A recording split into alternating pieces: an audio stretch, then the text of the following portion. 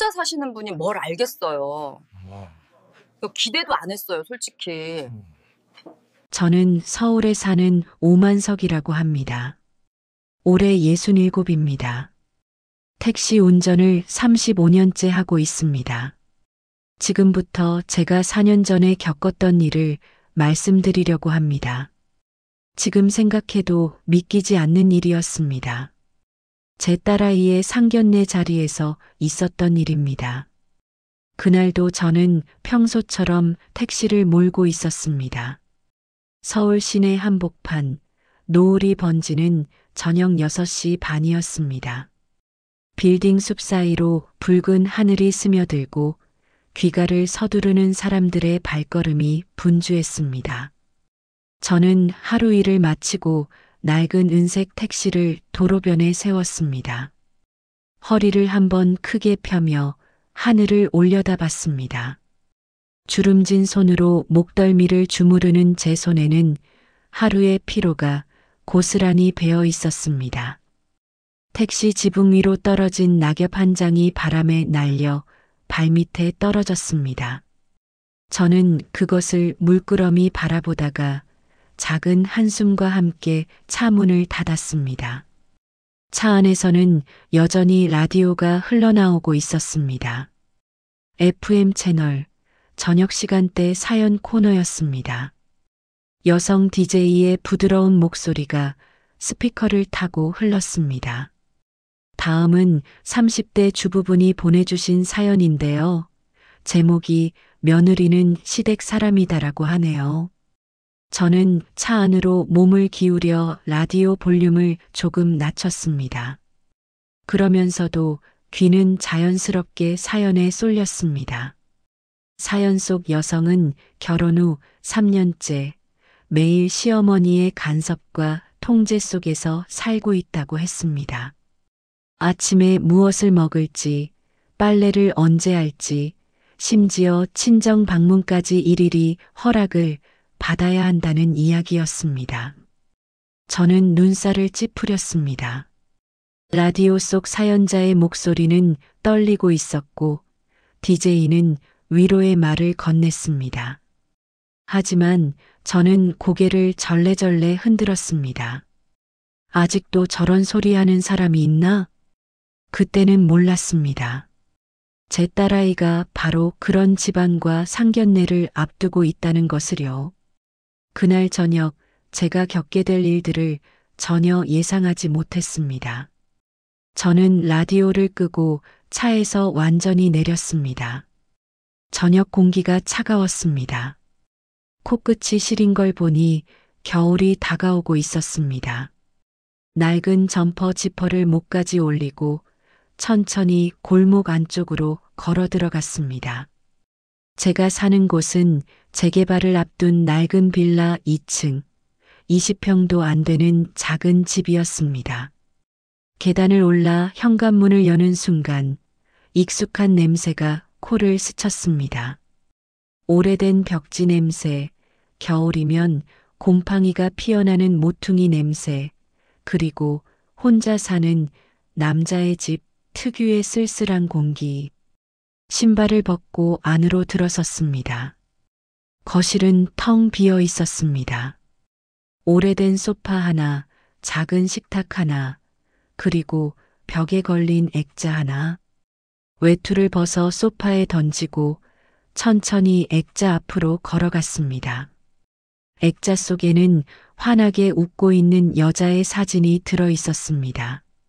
제 아내, 20년 전 세상을 떠난 여자였습니다. 저는 사진 속 아내를 한참 바라보다가 조용히 고개를 숙였습니다. 여보, 우리 서윤이 짝은 과연 어딨을까? 목소리는 낮고 잠겨 있었습니다. 사진 속 아내의 얼굴을 손가락으로 조심스럽게 쓰다듬었습니다. 액자 유리 표면에는 먼지가 살짝 쌓여 있었습니다. 소매로 그것을 닦아내며 작은 한숨을 내쉬었습니다. 저녁을 먹을 생각은 없었습니다. 냉장고를 열어봐도 텅 비어 있고 밥을 지을 기력도 없었습니다. 그냥 소파에 몸을 눕혔습니다. 천장을 바라보며 멍하니 누워있던 제 머릿속에는 오늘 하루 태운 손님들의 얼굴이 스쳐 지나갔습니다. 출근길 급하게 탄 젊은 회사원, 병원 가는 길이라며 조용히 있었던 중년 여성, 통화하며 짜증을 냈던 사업가, 모두 각자의 인생을 살아가는 사람들이었습니다. 그리고 저 자신도 마찬가지였습니다. 택시를 몰며 하루하루를 버티며 딸 하나 키우며 살아온 인생. 눈을 감았습니다. 아내가 떠난 그날이 떠올랐습니다. 갑작스러운 교통사고였습니다. 출근길에 횡단보도를 건너던 아내를 트럭이 들이받았습니다. 병원에 도착했을 때는 이미 늦었습니다. 저는 그날 밤 15살이었던 딸 서윤을 안고 밤새 울었습니다. 그 이후로 저는 아버지이자 어머니가 되어야 했습니다. 아침밥을 챙기고 도시락을 싸고 학교 상담을 가고 아프면 병원에 데려가고 택시 운전을 하면서도 틈틈이 서윤의 학교 행사에 참석했습니다. 다른 아이들은 엄마가 와 있는데 서윤만 아빠가 와 있었습니다. 아이는 그것을 내색하지 않았지만 저는 알고 있었습니다. 딸이 얼마나 외로웠을지. 그래도 서윤은 잘 자라줬습니다. 대학을 졸업하고 회사에 취직하고 이제는 결혼을 생각하는 나이가 되었습니다. 다시 한번 아내의 사진을 바라봤습니다. 여보, 우리 딸 시집 보낼 날이 다가오네. 당신이 봤으면 좋았을 텐데. 중얼거렸습니다. 시계는 밤 9시를 가리키고 있었습니다. 소파에서 일어나 부엌으로 갔습니다. 찬장에서 소주 한 병을 꺼냈습니다. 혼자 마시는 술은 쓸쓸하지만 오늘은 마시고 싶었습니다. 잔을 하나 꺼내 소주를 따르고 아내의 사진 앞에 한 잔을 올렸습니다. 그리고 저도 한 잔을 들이켰습니다. 목구멍을 타고 내려가는 술이 뜨거웠습니다. 창밖으로는 밤이 깊어가고 있었습니다. 골목 어귀의 가로등이 깜빡이고 멀리서 개 짖는 소리가 들렸습니다. 다시 소파에 앉아 무릎을 꿇고 고개를 숙였습니다. 하루가 또 지나갔습니다. 내일도 택시를 몰고 손님을 태우고 저녁에는 이렇게 혼자 집에 돌아올 것이었습니다. 하지만 이제 곧 변화가 올 것이었습니다. 딸이 결혼을 하면 이 집은 더 텅 빌 것이었습니다. 문득 불안해졌습니다. 서윤이 만난 남자는 과연 어떤 사람일까? 그 남자의 가족은 우리 딸을 소중히 대해줄까? 혹시 딸이 힘들어하지는 않을까? 라디오에서 들었던 사연이 다시 떠올랐습니다. 며느리는 시댁 사람. 그런 생각을 가진 사람들이 아직도 존재한다는 것이 저를 불안하게 만들었습니다. 다시 한 잔을 마셨습니다. 그리고 창밖을 바라봤습니다. 서울의 밤하늘에는 별이 보이지 않았습니다. 빌딩의 불빛들만이 하늘을 가득 채우고 있었습니다. 그 불빛들을 바라보며 생각했습니다. 저 불빛 하나하나에도 각자의 사연이 있겠지.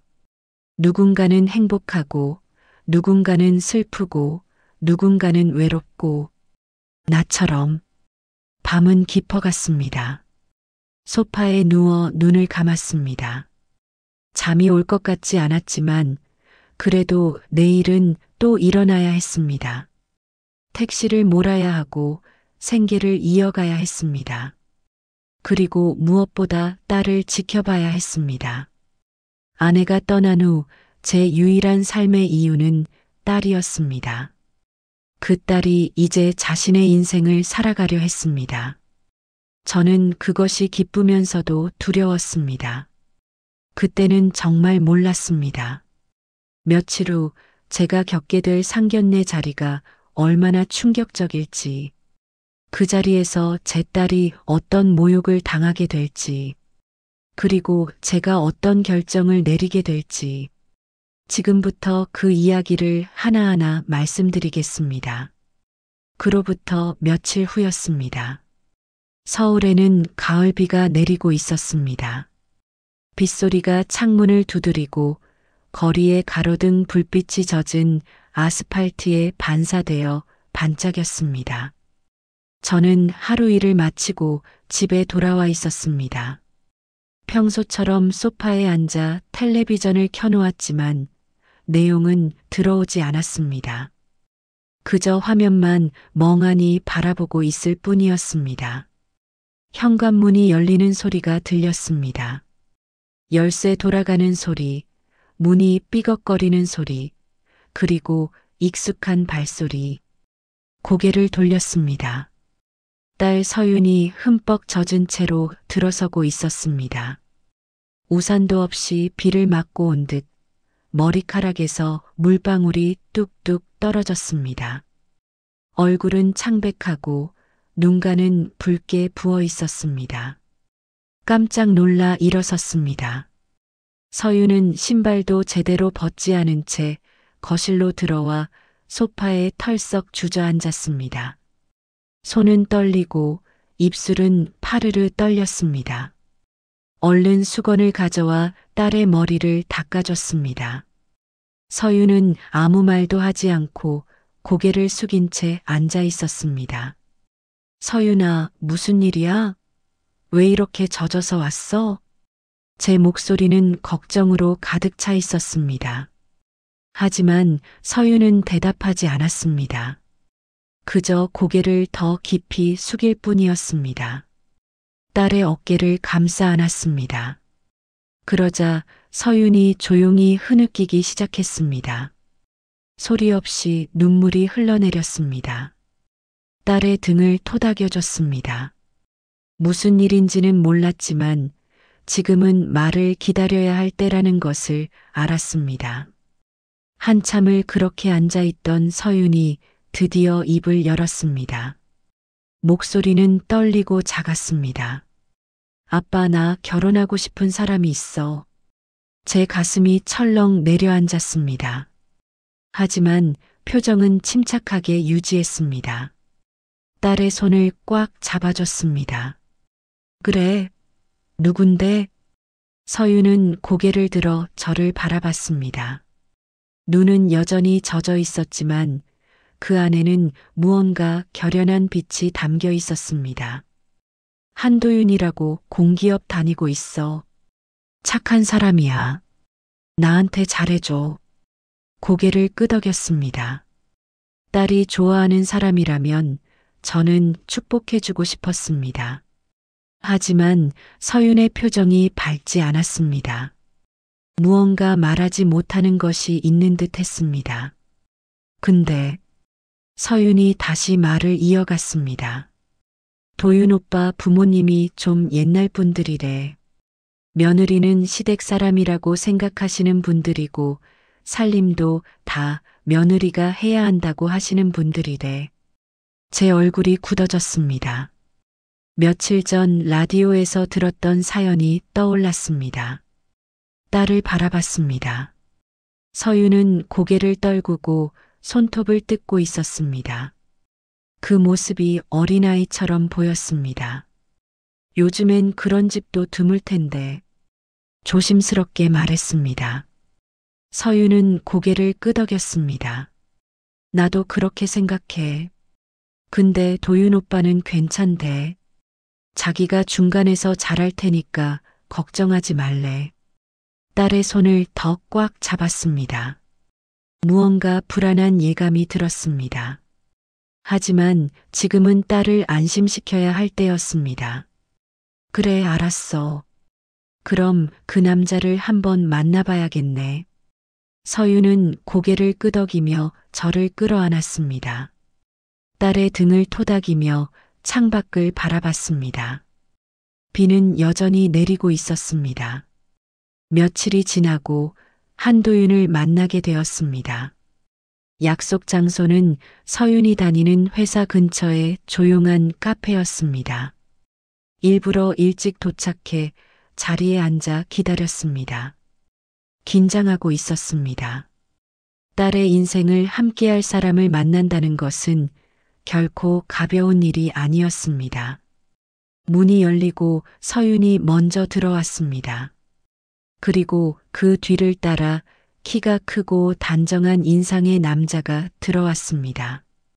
한도윤이었습니다.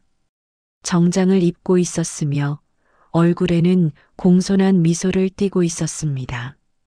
자리에서 일어나 인사를 건넸습니다. 처음 뵙겠습니다. 서윤이 아버지 오만석입니다. 안녕하세요, 아버님. 한도윤입니다. 도윤은 깍듯하게 인사했습니다. 악수를 나누는 두 사람. 도윤의 손은 부드럽고 따뜻했습니다. 그를 유심히 관찰했습니다.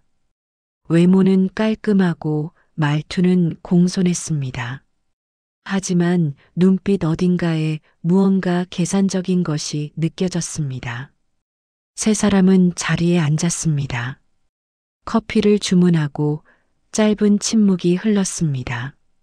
제가 먼저 입을 열었습니다. 서윤이한테 많이 들었습니다. 공기업에 다니신다고요? 네, 맞습니다. 입사한 지 5년 정도 됐습니다. 좋은 직장이네요. 서윤이 옆에서 잘 챙겨주시길 부탁드립니다. 도윤은 미소를 지으며 고개를 끄덕였습니다. 그리고 서윤을 바라봤습니다. 서윤이는 정말 좋은 사람이에요. 저한테는 과분한 사람이죠. 서윤이 수줍게 웃었습니다. 그 모습을 보며 안도했습니다. 하지만 그 안도감은 오래가지 않았습니다. 도윤이 다시 입을 열었기 때문입니다. 근데 아버님, 저희 부모님이 좀 전통적인 분들이세요. 결혼하면 살림은 아무래도 서윤이가 주로 맡아야 할 것 같아요. 그게 자연스러운 거니까요. 제 얼굴이 굳어졌습니다. 도윤은 여전히 미소를 짓고 있었습니다. 마치 당연한 말을 하는 것처럼. 그리고 저희 부모님도 나이가 드시니까 나중에는 모시고 살아야 할 것 같고요. 서윤이도 당연히 챙겨드려야죠. 서윤은 고개를 숙였습니다. 딸의 표정을 읽었습니다. 불편해하고 있었습니다. 하지만 아무 말도 하지 않았습니다. 주먹을 쥐었습니다.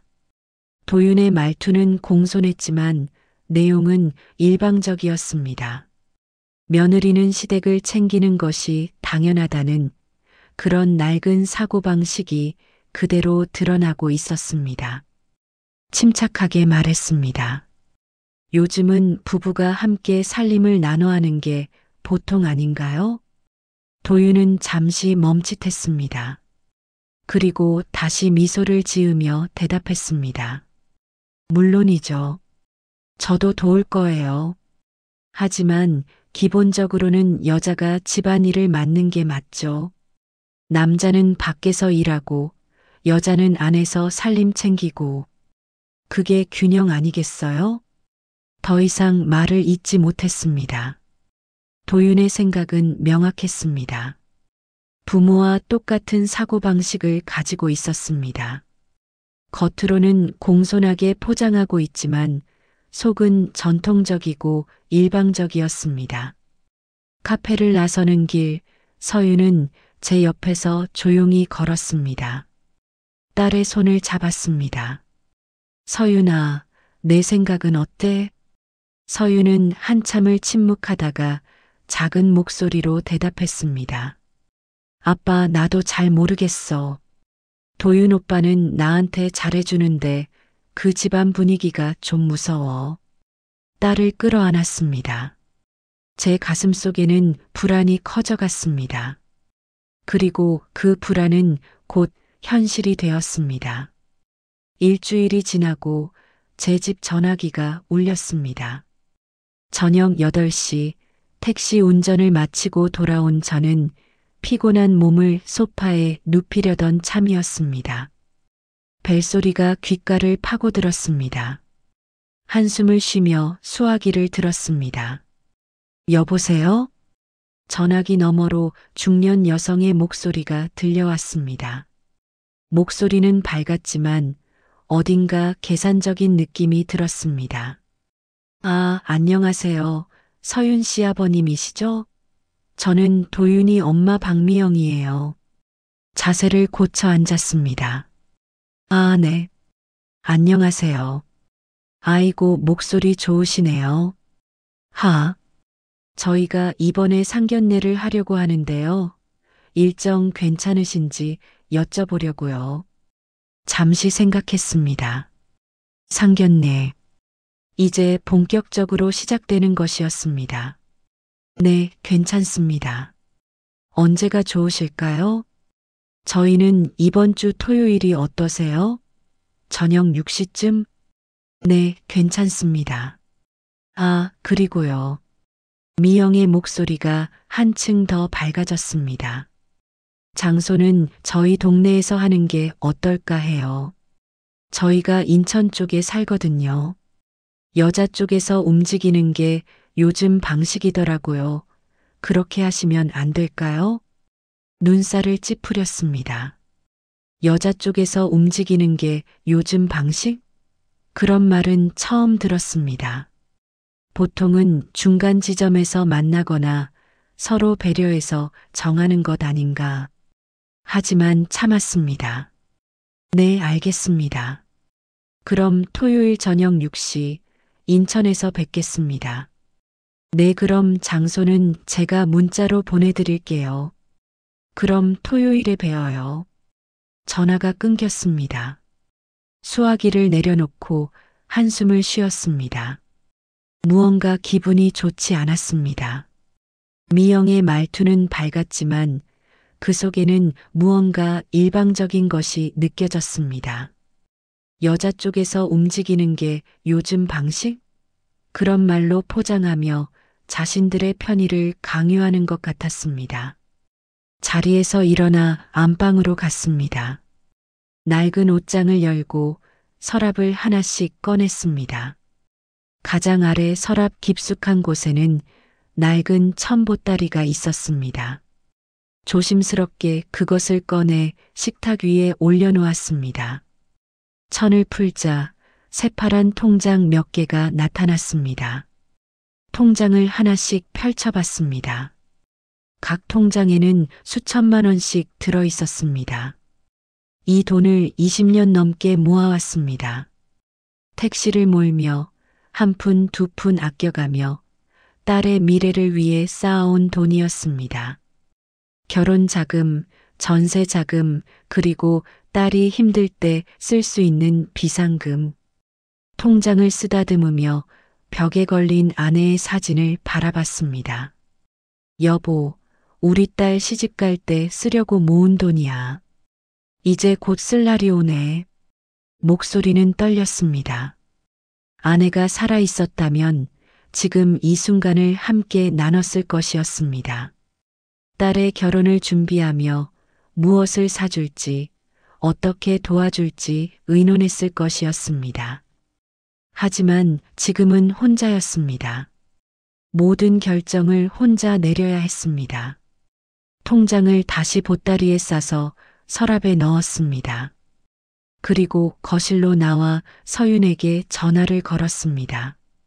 몇 번의 신호음 후 딸의 목소리가 들렸습니다. 네, 아빠. 서윤아, 토요일에 상견례 한대. 응, 나도 도윤 오빠한테 들었어. 인천까지 가야 한다는데 괜찮겠어? 서윤은 잠시 침묵했습니다. 그리고 작은 목소리로 대답했습니다. 응, 괜찮아. 도윤 오빠 부모님이 나이 많으시니까 우리가 가는 게 맞는 것 같아. 딸의 목소리에서 불안을 감지했습니다. 하지만 딸을 안심시키려 했습니다. 그래, 알았어. 아빠가 멋지게 준비해서 갈게. 아빠, 너무 부담 갖지 마. 그냥 편하게 가. 알았어. 그럼 토요일에 보자. 전화를 끊고 다시 소파에 앉았습니다. 창밖으로는 밤이 깊어가고 있었습니다. 눈을 감고 생각했습니다. 상견례.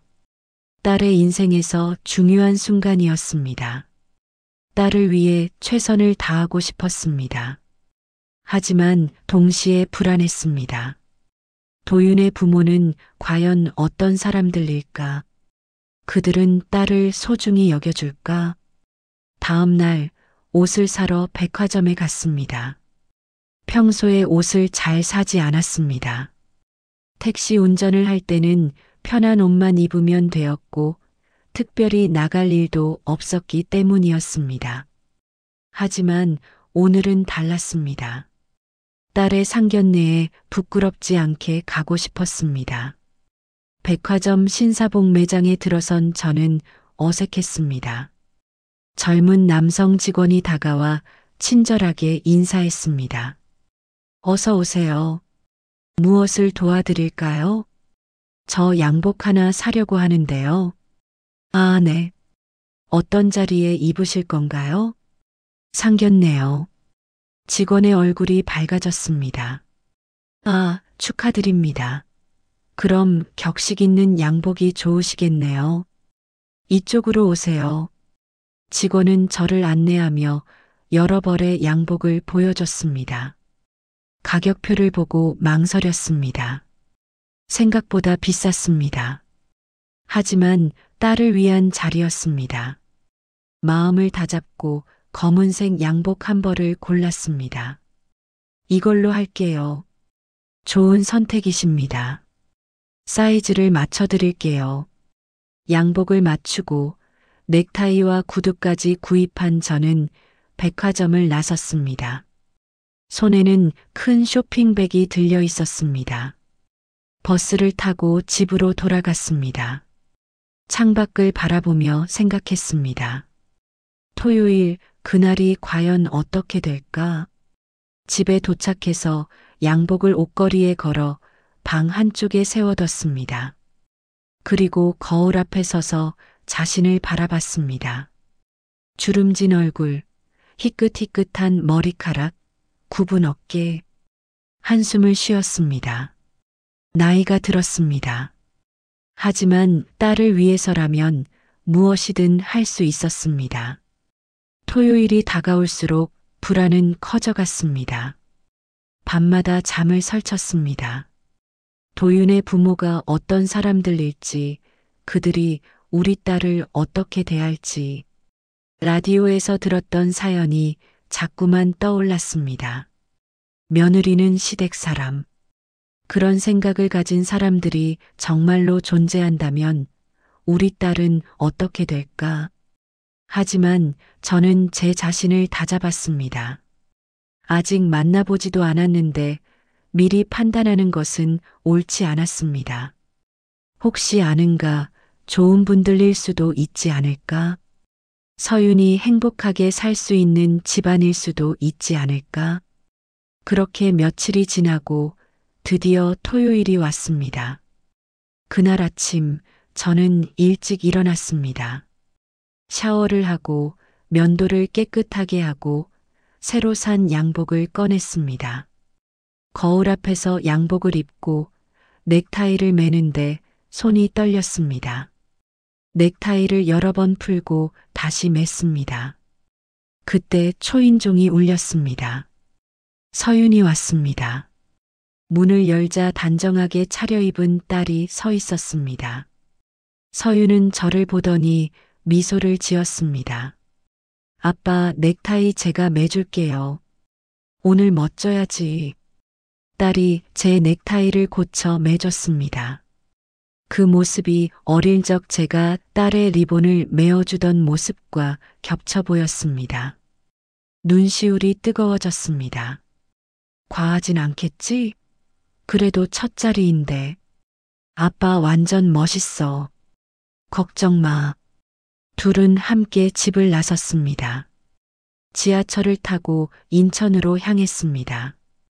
차창 밖 풍경을 보며 서로에게 웃음을 건넸습니다. 하지만 그 웃음 뒤에는 긴장이 숨어 있었습니다. 서윤의 손은 계속 가방 끈을 만지작거렸고 저는 계속 시계를 확인했습니다. 인천역에 도착했습니다. 약속 장소는 역에서 택시로 10분 거리에 있는 한정식 식당이었습니다. 택시를 타고 가는 동안 저는 창밖만 바라봤습니다. 인천의 거리는 낯설었습니다. 서윤은 옆에서 조용히 앉아 있었습니다. 식당에 도착했습니다. 고급스러운 외관의 한정식 식당이었습니다. 저희는 약속 시간보다 10분 일찍 도착했습니다. 하지만 안내를 받아 들어간 방에는 이미 두 사람이 앉아 있었습니다. 한상구와 박미영, 도윤의 부모였습니다. 첫인상부터 이상했습니다. 두 사람은 골프웨어와 트레이닝복 같은 편한 복장을 하고 있었습니다. 저희는 정장을 갖춰 입고 왔는데 그들은 마치 동네 산책 나온 것 같은 차림이었습니다. 미영은 저희를 보더니 눈을 크게 떴습니다. 아이고, 이렇게까지 차려입고 오셨어요? 요즘 상견례는 편하게 해요. 부담스럽게 왜 그러셨어요? 첫 마디부터 기분이 이상했습니다. 저희가 격식을 갖춘 것이 잘못인 것처럼 말하는 투였습니다. 억지로 웃으며 인사했습니다. 처음 뵙겠습니다.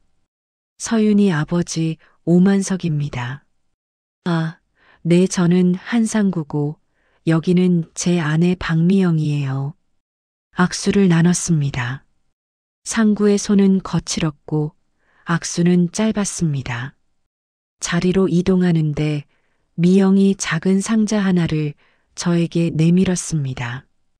이거 상견례 선물이요. 상자를 받아 열어봤습니다. 안에는 마트에서 파는 음료수 묶음이 들어 있었습니다.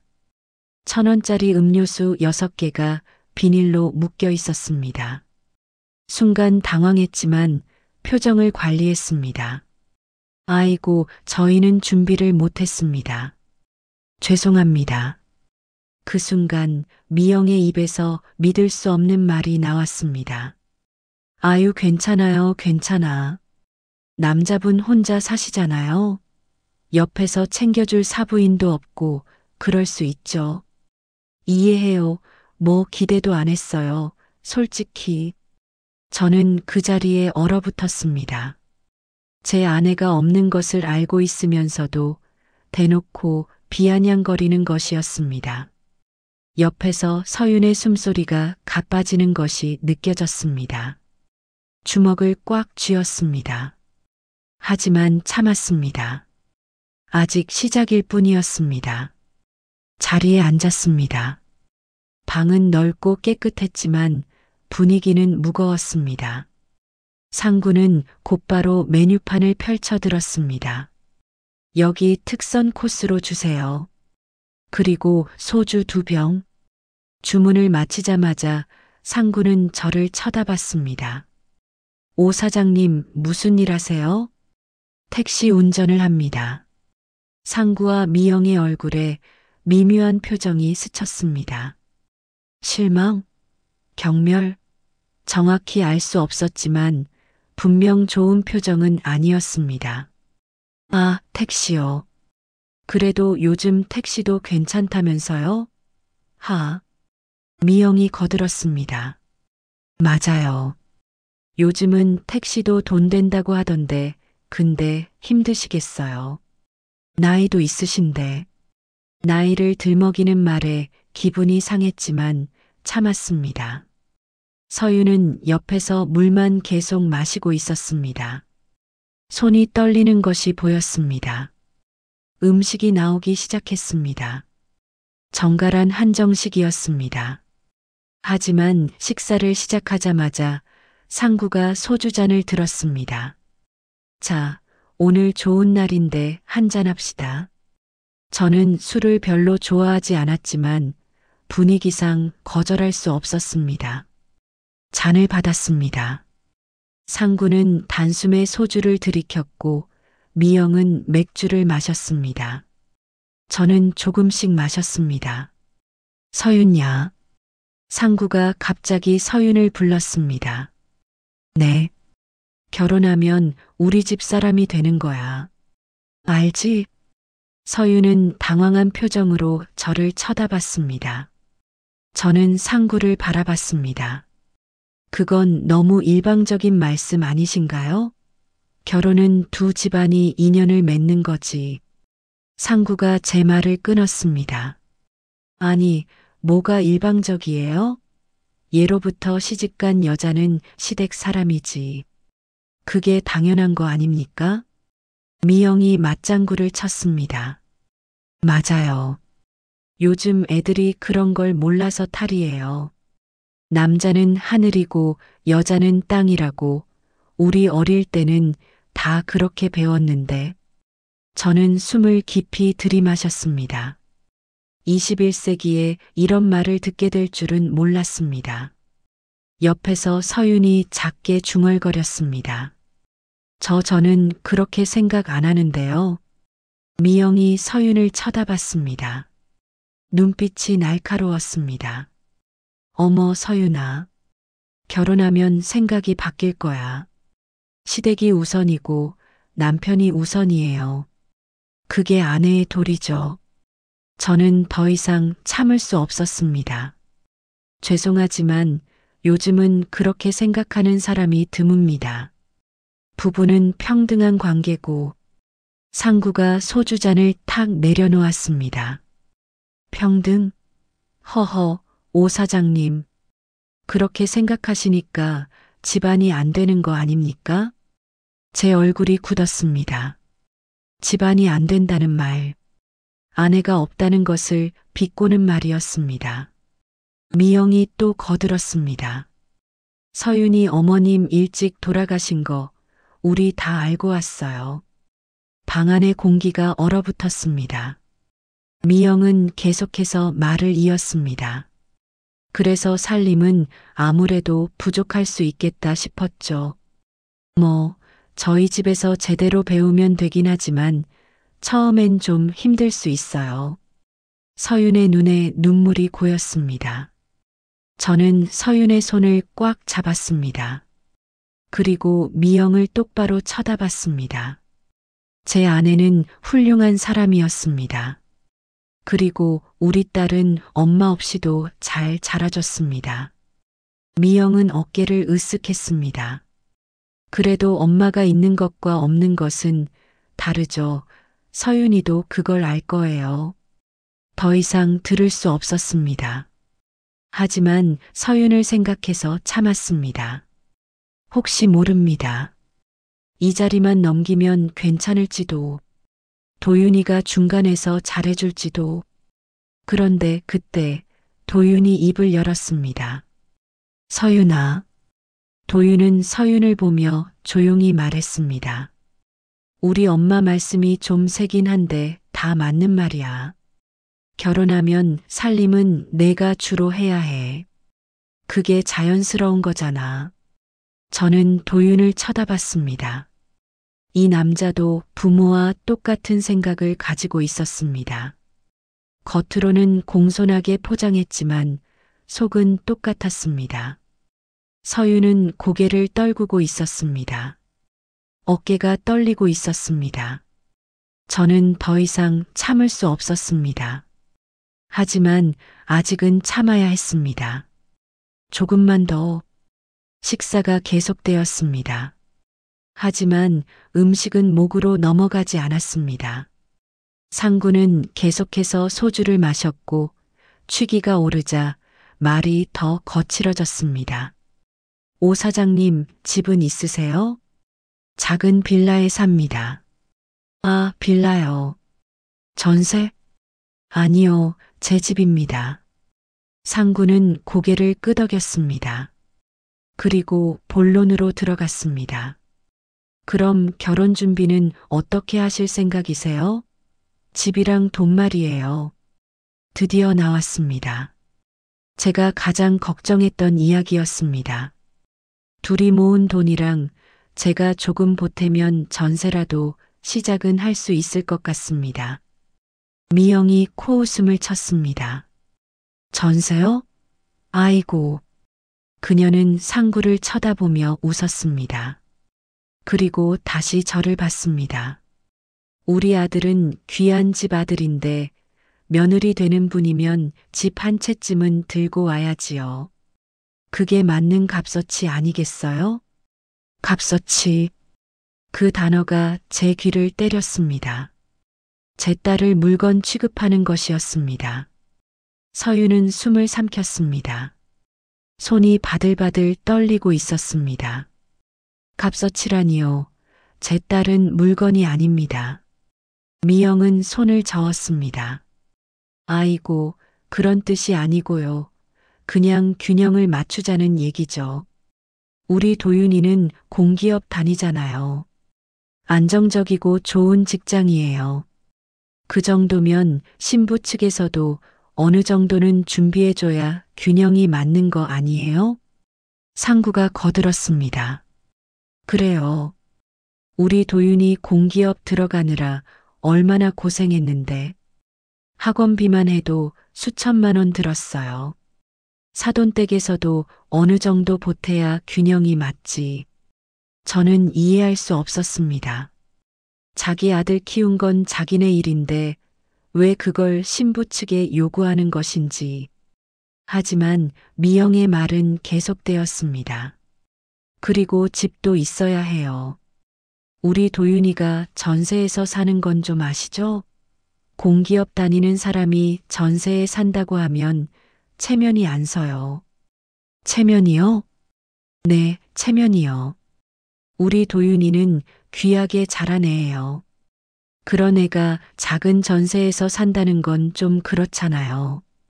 저는 주먹을 쥐었습니다. 손톱이 손바닥에 파고들었습니다. 서유는 옆에서 울고 있었습니다. 소리 없이 눈물이 흘러내렸습니다.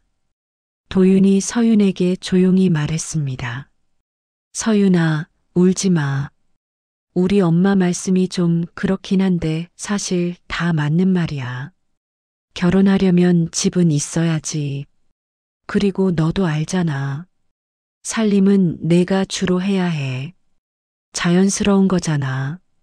저는 도윤을 쳐다봤습니다. 이 남자는 정말로 아무 문제가 없다고 생각하는 것 같았습니다. 부모의 말이 얼마나 무례한지, 서윤이 얼마나 힘들어하는지 전혀 모르고 있었습니다. 미영이 다시 말을 이었습니다. 그리고요, 시부모님 모시는 것도 당연히 각오하셔야 해요. 나중에는 우리랑 같이 살아야죠. 며느리가 시부모 모시는 건 당연한 거니까요. 상구가 고개를 끄덕였습니다. 맞아요. 우리도 나이 들면 누가 돌봐줘야 하잖아요. 아들은 바쁘니까 며느리가 챙겨야죠. 저는 더 이상 참을 수 없었습니다. 하지만 아직은 자리를 박차고 나갈 수 없었습니다. 혹시 모릅니다. 제가 오해한 걸지도. 조금만 더 들어봐야 했습니다. 미영이 계속해서 말했습니다. 그리고 명절에는 당연히 우리 집에 와야 해요. 친정? 명절에 친정 가는 며느리가 어디 있어요? 시댁이 우선이죠. 그건 제가 말하려 하자 상구가 끊었습니다. 오 사장님, 그렇게 오버하지 마세요. 다들 그렇게 사는 거예요. 우리도 그렇게 살았고 우리 부모님도 그렇게 사셨어요. 전통이에요, 전통. 전통. 그들은 그 단어로 모든 것을 정당화했습니다. 며느리는 시댁 사람이라는 것, 살림은 여자가 해야 한다는 것, 시부모를 모셔야 한다는 것, 모두 전통이라는 이름으로 강요하고 있었습니다. 저는 서윤을 봤습니다. 딸은 고개를 떨구고 있었습니다. 눈물이 계속 흘러내렸습니다. 저는 더 이상 볼 수 없었습니다. 하지만 아직 한 가지 더 확인하고 싶었습니다. 이들이 정말로 돈 때문에 이러는 것인지 아니면 정말로 그런 생각을 가진 사람들인지. 그럼 만약 저희가 집을 마련해 드린다면? 미영의 눈이 반짝였습니다. 오, 그럼 좋죠. 어느 정도 규모로 생각하세요? 그건 아직 구체적으로는 최소한 30평은 돼야죠. 우리 도윤이가 30평 이하에서는 못 살아요. 그리고 신축이어야 해요. 낡은 집은 싫어해요. 상구가 덧붙였습니다. 그리고 위치도 중요해요. 도윤이 회사 출퇴근하기 편한 곳이어야죠. 강남이나 분당 쪽? 저는 한숨을 쉬었습니다. 이들은 정말로 돈만 생각하고 있었습니다. 딸의 행복, 딸의 감정, 그런 건 전혀 중요하지 않았습니다. 오직 자기 아들의 편에 자기네 체면만 생각하고 있었습니다. 식사는 계속되었지만 저는 더 이상 먹을 수 없었습니다. 서윤도 마찬가지였습니다. 미영과 상구만 계속해서 음식을 먹고 술을 마셨습니다.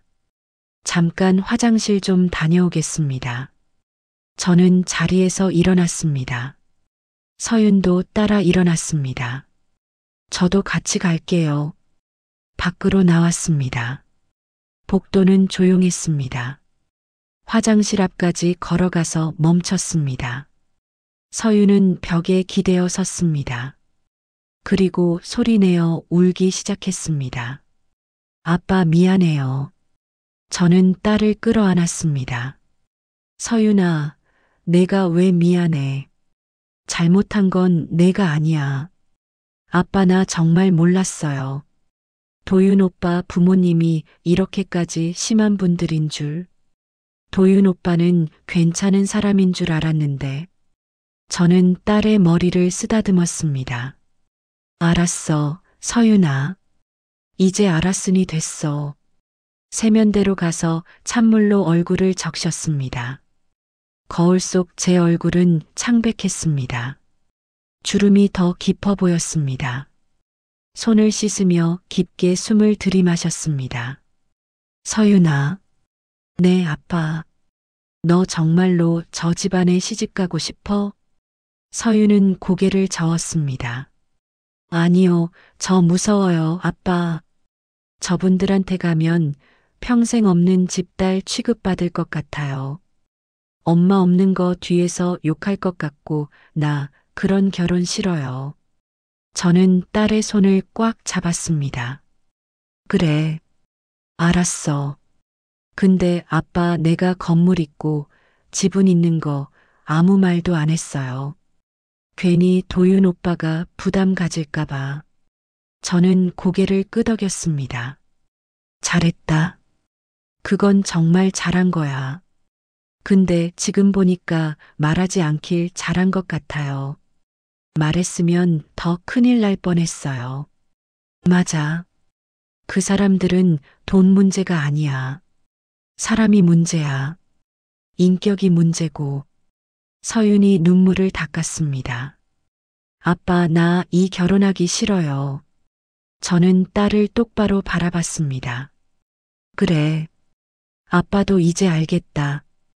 이 결혼 안 된다. 아빠가 내 편이다. 서윤이 제 품에 안겼습니다. 한참을 그렇게 서 있었습니다. 복도는 여전히 조용했습니다. 멀리서 다른 방에서 웃음소리가 들렸습니다. 행복한 사람들의 웃음소리였습니다. 저희는 천천히 방으로 돌아갔습니다. 문을 열고 들어가자 미영과 상구가 쳐다봤습니다. 어머, 왜 이렇게 오래 걸렸어요? 저는 대답하지 않고 자리에 앉았습니다. 서윤도 옆에 앉았습니다. 미영은 계속해서 말을 이어갔습니다. 아, 그리고 예물 얘기도 해야 하는데. 예물은 당연히 남자 쪽에서 하는 거 아시죠? 근데 요즘은 여자 쪽에서도 뭔가 준비하더라고요. 시계라든지 양복이라든지. 상구가 거들었습니다. 맞아요. 우리 도윤이 명품 좋아해요. 시계는 롤렉스 정도? 저는 그들을 바라봤습니다. 끝이 없었습니다. 집을 요구하고 돈을 요구하고 이제는 명품까지 요구하고 있었습니다. 그리고 그 모든 것을 당연하다는 듯이 말하고 있었습니다. 미영이 서윤을 봤습니다. 서윤아, 요리는 할 줄 알아? 네, 기본적인 건 할 줄 압니다. 기본적인 거? 그럼 안 되는데 우리 도윤이 입맛이 까다로워. 한식, 중식, 양식 다 할 줄 알아야 해. 그리고 손님 접대도 자주 해야 하니까 그것도 배워야 해.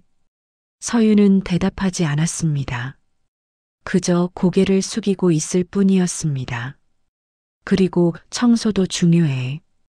우리 도윤이 깔끔한 거 좋아해. 매일매일 청소해야 해. 저는 더 이상 들을 수 없었습니다. 이들은 며느리가 아니라 가정부를 원하고 있었습니다. 아니, 가정부보다 못한 대우를 하려고 하고 있었습니다. 도윤이 말했습니다. 서윤아, 우리 엄마 말씀대로 하면 돼. 어렵지 않아. 다른 집 며느리들도 다 하는 거야. 저는 도윤을 쳐다봤습니다. 이 남자는 정말로 아무것도 모르고 있었습니다. 아니, 알면서도 모른 척하고 있는 것일지도 몰랐습니다. 미영이 다시 말했습니다. 아, 그리고 애기 낳으면 당연히 우리가 키우는 거 아니에요. 서윤이가 키우는 거죠. 요즘 워킹맘들 많다고 하던데 우리 집 며느리는 애 낳으면 회사 그만둬야 해. 애는 엄마가 키워야 해. 회사를 그만둔다고요? 서윤이 놀라서 물었습니다. 그래, 당연하지. 애 키우면서 직장 다니면 애한테 소홀해져. 그건 안 돼. 저는 주먹을 쥐었습니다. 이들은 딸의 인생을 완전히 통제하려고 하고 있었습니다. 직장도 그만두게 하고, 집안일만 하게 하고, 아이까지 키우게 하고, 딸의 꿈, 딸의 커리어, 그런 건 전혀 중요하지 않았습니다. 저는 깊게 숨을 들이마셨습니다. 더 이상 참을 수 없었습니다. 이 자리를 계속 이어갈 이유가 없었습니다. 저는 천천히 자리에서 일어났습니다. 저희는 오늘 여기서 일어나겠습니다. 미영이 눈을 크게 떴습니다. 아니, 지금 왜요? 아직 식사도 안 끝났는데? 저는 대답하지 않았습니다. 서윤도 자리에서 일어났습니다. 미영이 버럭 소리를 질렀습니다. 예의가 없네요? 상견례 자리에서 일어서는 사람이 어디 있어요? 저는 미영을 똑바로 쳐다봤습니다. 예의요? 네, 예의요. 우리가 이렇게 시간 내서 왔는데 식사도 안 끝났는데 일어서는 게 말이 돼요? 저는 한숨을 쉬었습니다. 예의는 당신네가 먼저 지키셨어야 했습니다.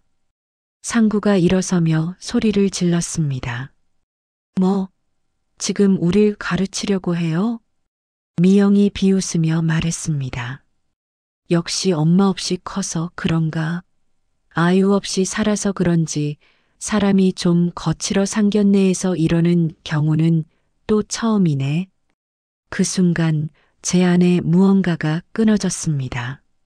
제 아내를, 제 딸을 모욕한 것까지는 참았습니다.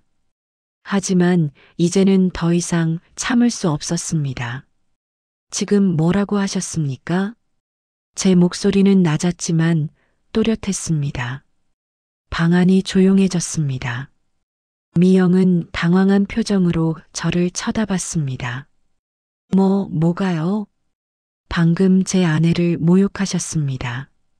그리고 제 딸을 모욕하셨습니다. 아니, 무슨 모욕을 그냥 사실을 말한 건데. 저는 한 걸음 앞으로 나섰습니다. 여태 없는 집이라느니, 값어치라느니 제 딸을 물건 취급하셨죠. 그리고 제 아내를 그렇게 함부로 모욕하셨습니다. 미영이 말을 막으려 했지만 저는 계속했습니다. 저는 택시를 사람들 만나고 움직이고 일하는 게 좋아서 여전히 하는 겁니다. 상구가 코웃음을 쳤습니다. 택시가 뭐가 좋아서? 저는 상구를 쳐다봤습니다. 그리고 지금까지 말 안 했던 이유는 이 자리가 사람을 보는 자리라고 믿었기 때문입니다. 방이 조용해졌습니다. 미영과 상구는 저를 쳐다보고 있었습니다. 도윤도 당황한 표정이었습니다. 저는 천천히 말을 이었습니다. 저는 작은 건설회사를 오래 했습니다. 미영의 표정이 미묘하게 변했습니다. 지금도 건물 월세와 지분 수익으로 부족함 없이 삽니다. 상구가 눈을 크게 떴습니다. 서윤이에게는 집 한 채가 아니라 단지 여러 동도 사줄 수 있습니다. 미영과 상구가 굳어졌습니다. 도윤도 입을 벌린 채 저를 쳐다보고 있었습니다. 하지만 돈이 문제가 아닙니다. 저는 그들을 하나하나 쳐다봤습니다. 돈이 부족한 게 아니라 예의와 인격이 부족하군요. 미영이 뭔가 말하려 했지만 저는 손을 들어 막았습니다.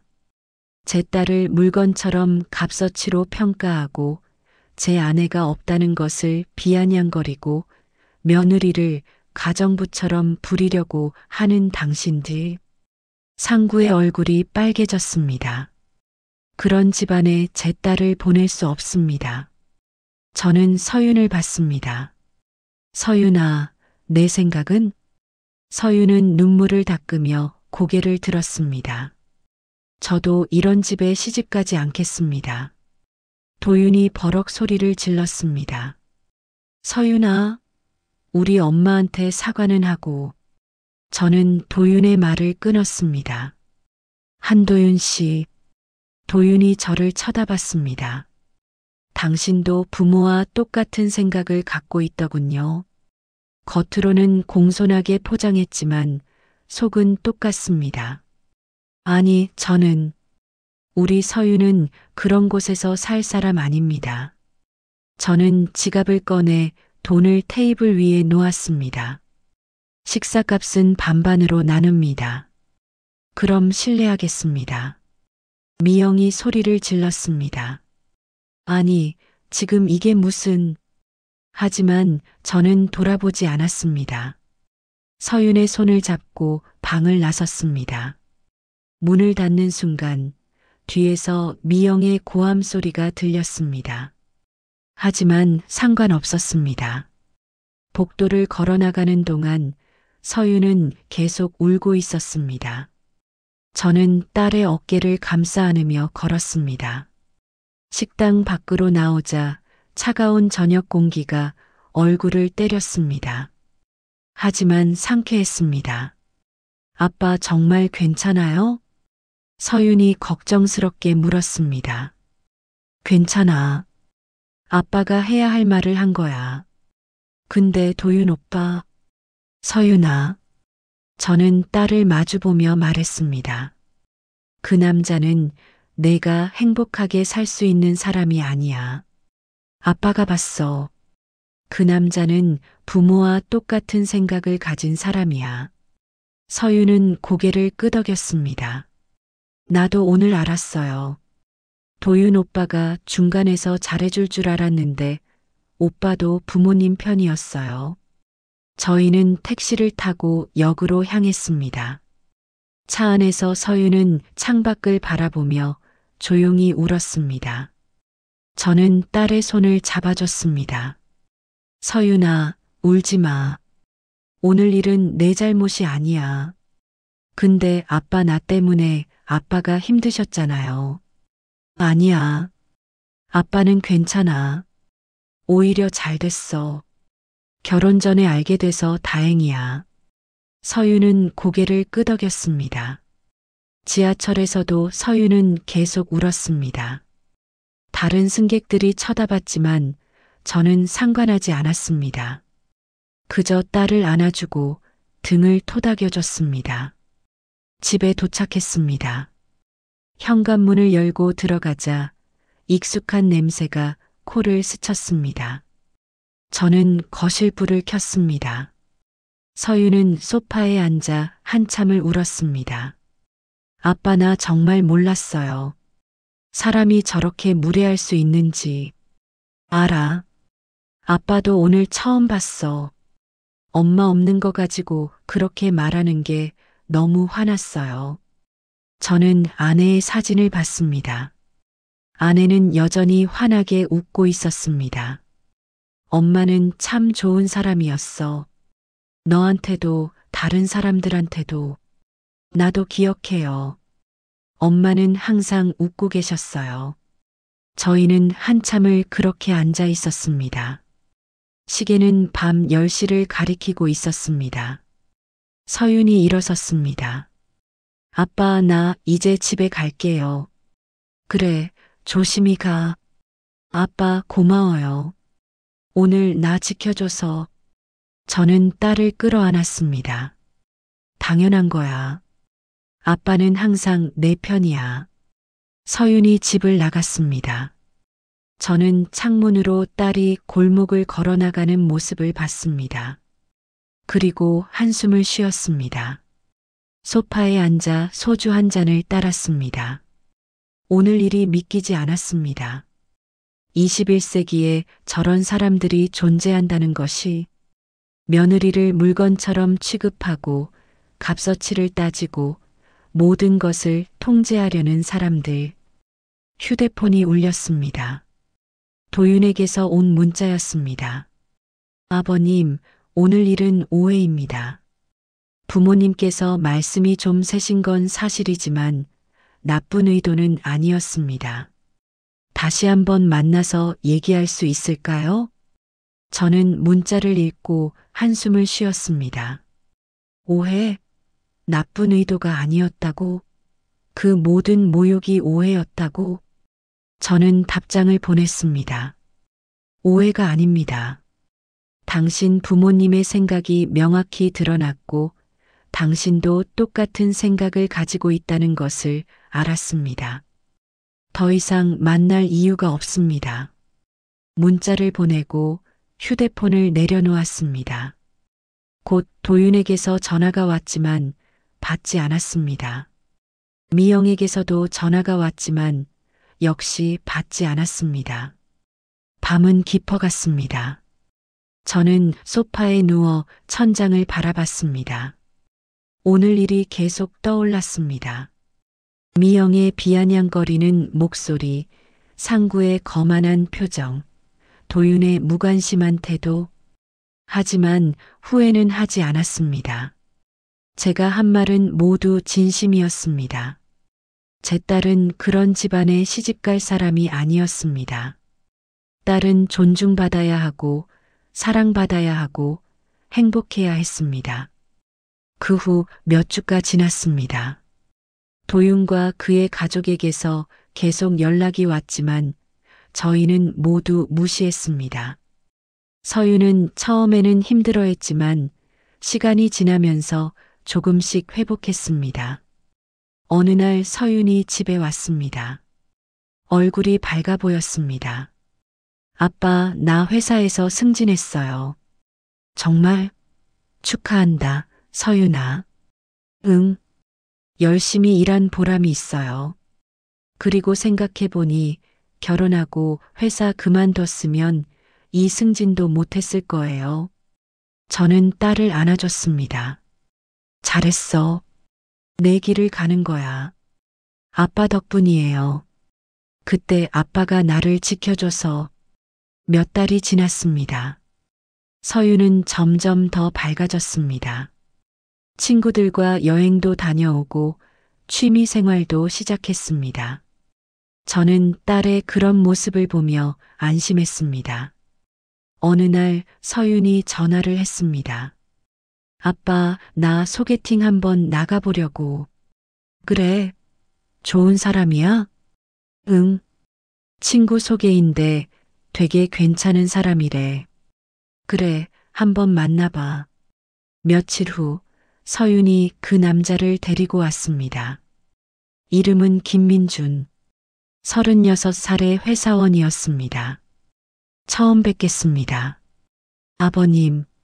민준은 공손하게 인사했습니다. 하지만 도윤과는 달랐습니다. 눈빛이 진실했습니다. 반갑습니다. 앉으세요. 저희는 거실에 앉아 이야기를 나눴습니다. 민준은 솔직했습니다. 저는 부모님이 안 계십니다. 일찍 돌아가셨어요. 그랬군요. 그래서 가족의 소중함을 잘 압니다. 서윤 씨 가족도 제 가족처럼 생각하고 싶습니다. 저는 민준의 눈을 봤습니다. 진심이었습니다. 결혼에 대해서는 어떻게 생각하세요? 부부는 평등하다고 생각합니다. 집안일도 같이 하고, 육아도 같이 하고, 그게 맞다고 생각해요. 서윤이 웃으며 저를 봤습니다. 저도 미소를 지었습니다. 좋은 생각이네요. 민준과 서윤은 사귀기 시작했습니다. 그리고 6개월 후 결혼을 약속했습니다. 이번 상견례는 달랐습니다. 민준의 고모와 고모부가 오셨습니다. 부모님이 안 계셔서 고모가 부모 역할을 하고 계셨습니다. 서윤이를 잘 부탁드립니다. 고모께서 말씀하셨습니다. 민준이가 좋은 아이입니다. 서윤 씨를 소중히 여길 거예요. 감사합니다. 상견례는 따뜻했습니다. 서로를 존중하고 배려하는 자리였습니다. 집이나 돈 이야기는 나오지 않았습니다. 오직 두 사람의 행복에 대해서만 이야기했습니다. 저는 그 자리에서 확신했습니다. 이번에는 제대로 된 인연이라고. 그로부터 3년이 지났습니다. 서윤은 민준과 행복하게 살고 있었습니다. 아이도 하나 낳았습니다. 민준은 육아도 같이 하고 집안일도 같이 했습니다. 서윤은 회사도 계속 다니고 있었습니다.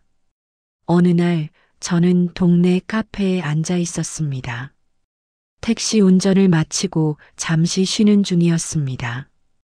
옆 테이블에서 두 여자가 대화를 나누고 있었습니다. 한상구 사장 알지?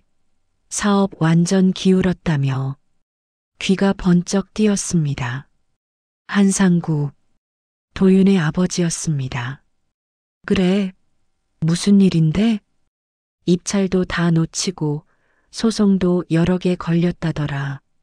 완전 망했대. 에이, 그 집 잘 나갔는데. 옛날 얘기지. 요즘은 완전 쪽박이래. 집도 팔았다던데. 저는 커피를 한 모금 마셨습니다. 세상 일은 참 묘하게 돌아갑니다. 그 아들 도윤은? 아, 그 친구. 아직도 결혼 못했대. 진짜? 공기업 다니는데? 응. 근데 여자만 나오면 시집살이 얘기 꺼내서 죄다 도망간다나? 요즘 세상에 그런 소리를 하면 누가 결혼하겠어. 두 여자는 웃으며 자리를 떴습니다. 저는 창밖을 바라봤습니다. 햇살이 따뜻했습니다. 세상 일은 결국 돌고 돕니다. 남을 무시하고 함부로 대하던 사람들은 결국 그 대가를 치르게 됩니다. 한상구 가족이 그랬습니다. 며칠 후 서윤이 아이를 데리고 집에 왔습니다. 아빠, 할아버지 왔어요. 손주가 달려와 제 품에 안겼습니다. 우리 손주 왔구나. 보고 싶었어? 서윤이 웃으며 말했습니다. 아빠, 다음 주에 민준이 부모님이랑 같이 여행 가기로 했어요. 그래, 좋겠네. 민준이 고모님께서 제주도 가자고 하셨어요. 다 같이요. 좋지. 다녀와. 서윤이 제 손을 잡았습니다. 아빠, 그때 아빠가 날 지켜줘서 정말 고마워요. 만약 그때 결혼했으면 생각만 해도 끔찍해요. 저는 딸의 손을 꽉 잡았습니다. 당연한 거야. 아빠는 항상 내 편이야. 아빠 덕분에 나 지금 정말 행복해요. 민준이는 정말 좋은 사람이에요. 알아. 아빠도 봤어. 손주가 거실에서 장난감을 가지고 놀고 있었습니다. 서유는 그 모습을 보며 웃었습니다. 아빠, 우리 애 키울 때 민준이가 정말 잘해줘요. 기저귀도 같이 갈고, 밤에 애 울면 같이 달래주고. 그래야지. 부부는 평등한 거니까. 맞아요. 그게 맞는 거죠. 저는 창밖을 바라봤습니다. 하늘이 맑았습니다. 며칠 후 택시를 몰던 중에 라디오에서 뉴스가 흘러나왔습니다. 최근 결혼 시장에서 시집살이를 요구하는 집안을 기피하는 현상이 두드러지고 있습니다. 젊은 여성들은 평등한 결혼을 원하며 전통적인 가부장적 사고방식을 거부하고 있습니다. 저는 고개를 끄덕였습니다. 세상이 변하고 있었습니다. 좋은 방향으로. 그날 저녁 집에 돌아와 아내의 사진 앞에 앉았습니다. 여보, 우리 딸 잘 키웠지? 좋은 사람 만나서 행복하게 살고 있어. 손주도 예쁘게 잘 자라고 있고. 사진 속 아내는 여전히 환하게 웃고 있었습니다. 그때 내가 딸을 지켜줬어. 당신이라면 그렇게 했을 거야. 우리 딸은 행복해야 하니까. 저는 소주 한 잔을 따라 아내의 사진 앞에 올렸습니다. 그리고 저도 한 잔을 마셨습니다. 창밖으로 별이 보였습니다. 서울 하늘에서 별을 보기는 드문 일이었습니다. 하지만 오늘은 보였습니다. 작지만 밝게 빛나는 별들. 저는 그 별들을 보며 생각했습니다. 세상에는 여전히 좋은 사람들이 많습니다. 서로를 존중하고 사랑하고 배려하는 사람들. 그런 사람들과 인연을 맺으면 행복해질 수 있습니다. 그리고 무엇보다 중요한 것은 사랑하는 사람을 지키는 것입니다. 딸을 지키고 가족을 지키고 소중한 사람들을 지키는 것. 그것이 제가 평생 해온 일이었고 앞으로도 할 일이었습니다. 다음 날 아침 다시 택시를 몰았습니다. 손님을 태우고 거리를 달렸습니다. 그리고 저녁에는 집에 돌아왔습니다. 평범한 일상이었지만 행복했습니다. 딸이 행복하고 손주가 건강하고 제가 건강하면 그것으로 충분했습니다. 어느 날 서윤에게서 전화가 왔습니다. 아빠, 이번 주말에 우리 집에 올래요? 민준이가 아빠 모시고 저녁 먹고 싶대요. 그래, 좋지. 고기 구워줄게요. 아빠 좋아하는 삼겹살. 알았어. 갈게. 주말이 되었습니다. 저는 서윤의 집에 갔습니다. 깨끗하고 따뜻한 집이었습니다. 민준이 문을 열어줬습니다. 아버님, 어서 오세요. 왔네. 거실에서는 손주가 뛰어왔습니다. 할아버지. 저는 손주를 안아 올렸습니다. 행복했습니다. 저녁을 먹으며 가족들과 이야기를 나눴습니다. 민주는 회사 이야기를, 서유는 육아 이야기를 했습니다. 저는 그저 듣기만 했습니다. 하지만 행복했습니다. 식사를 마치고 베란다에 나가 담배를 피웠습니다. 민준이 따라 나왔습니다. 아버님, 항상 감사합니다. 뭐가? 서윤이를 잘 키워주셔서요. 그리고 저를 믿어주셔서요. 저는 민준의 어깨를 두드렸습니다. 자네가 잘하고 있으니까. 앞으로도 서윤이 잘 모실게요. 모신다는 말은 하지 마. 부부는 평등한 거야. 민준이 웃었습니다. 네, 아버님. 그날 밤 집에 돌아와 잠자리에 들었습니다. 침대에 누워 천장을 바라봤습니다. 인생이 참 길다는 생각이 들었습니다. 그리고 그 긴 인생 동안 중요한 것은 결국 사람이라는 생각이 들었습니다. 좋은 사람을 만나면 행복해지고 나쁜 사람을 만나면 불행해집니다. 그래서 사람을 잘 봐야 합니다. 겉모습이 아니라 속을 봐야 합니다. 말이 아니라 행동을 봐야 합니다. 저는 그것을 4년 전에 배웠습니다. 그 끔찍했던 상견례 자리에서. 그리고 그 경험 덕분에 딸을 지킬 수 있었습니다. 이제 저는 편안합니다. 딸이 행복하고 손주가 건강하고 제가 할 일을 다 했다는 생각이 듭니다. 창밖으로 달빛이 들어왔습니다. 저는 눈을 감았습니다. 내일도 택시를 몰 것입니다. 손님을 태우고 거리를 달릴 것입니다. 그리고 저녁에는 집에 돌아올 것입니다. 평범한 일상. 하지만 그것이 가장 소중한 것입니다. 그렇게 저의 이야기는 끝이 났습니다. 여러분도 혹시 비슷한 경험을 하신다면 사랑하는 사람을 꼭 지켜주시기 바랍니다. 돈이나 체면보다 중요한 것은 사람입니다. 인격입니다. 예의입니다. 그것을 잊지 마시기 바랍니다.